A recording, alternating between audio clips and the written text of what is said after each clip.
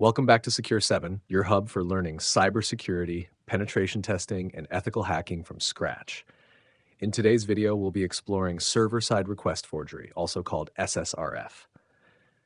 This is one of the most dangerous and underestimated vulnerabilities in modern applications. Why? Because it allows an attacker to make a server perform HTTP requests that the attacker controls. This opens the door to internal network scanning, access to cloud metadata services, credential theft, and even full system compromise. We'll break it all down step by step: what SSRF is and why it's dangerous, real-world case studies where SSRF caused multi-million-dollar breaches, a DVWA-style lab demonstration, the attacker's perspective, how hackers use SSRF to escalate attacks, defenses and mitigation strategies to protect your systems. Stick with me till the end because you'll not only understand SSRF, but you'll also be able to spot and prevent it in real applications. Let's start with the basics.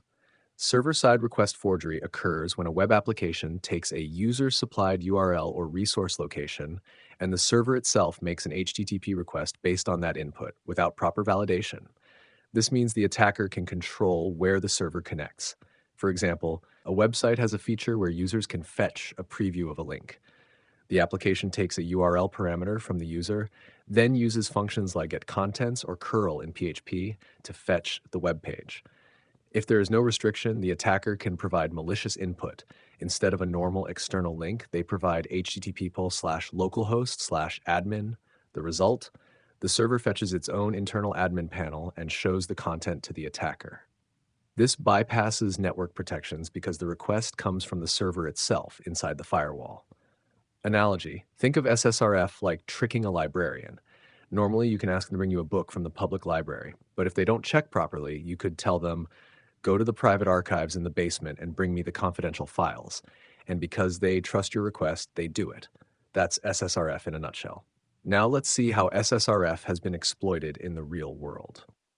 Case 1, Capital One Breach 2019. A misconfigured AWS Web Application Firewall (WAF) allowed an attacker to exploit SSRF. The attacker sent crafted requests that made the WAF query AWS instance metadata. They retrieved temporary IAM role credentials.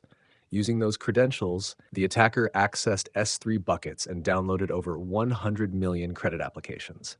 This breach cost Capital One over $150 million in damages.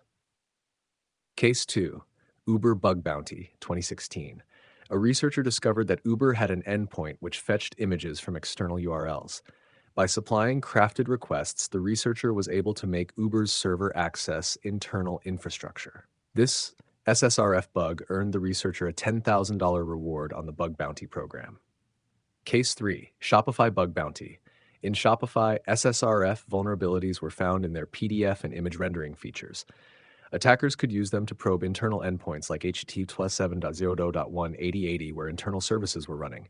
Shopify paid high bounties. Some SSRF reports went up to $15,000 plus. Case 4, Jira GitHub Slack SSRF findings. In some cases, SSRF was used to access cloud metadata endpoints like http://16.254.254/latest metadata in AWS. From there, attackers exfiltrated API keys, tokens, and secrets. Let's see SSRF in action with a vulnerable demo application.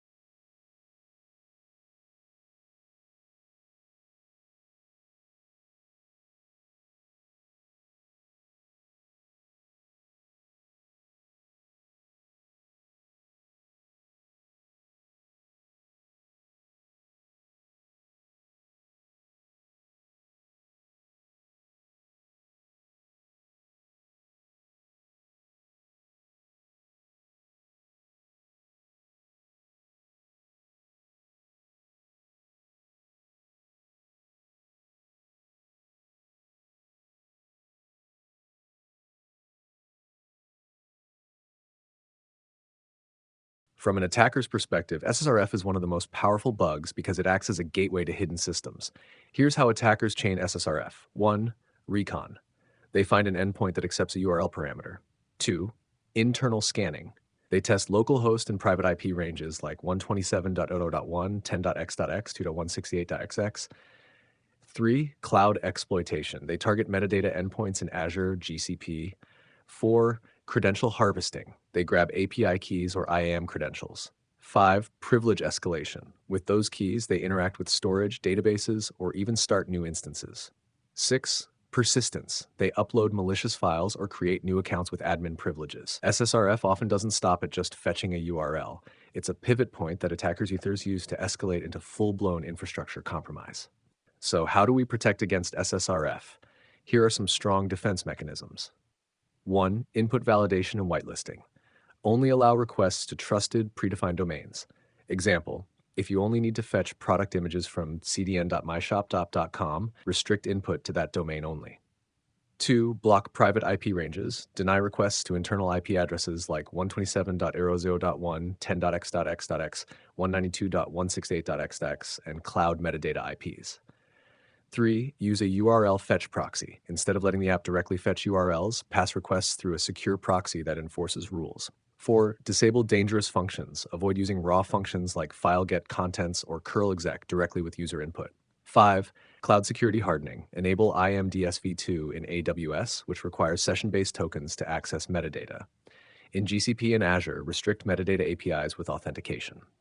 6. Network segmentation. Place strict firewall rules so web servers cannot directly talk to internal services or databases. 7. Monitoring and detection. Log outbound requests. Alert when unusual requests are made to localhost or metadata services. To summarize, SSRF happens when a server makes requests based on unvalidated user input. Attackers can use it to access internal networks, cloud metadata, and credentials. Real-world breaches like the Capital One hack show the devastating impact. Bug bounty hunters have made tens of thousands of dollars finding SSRF bugs.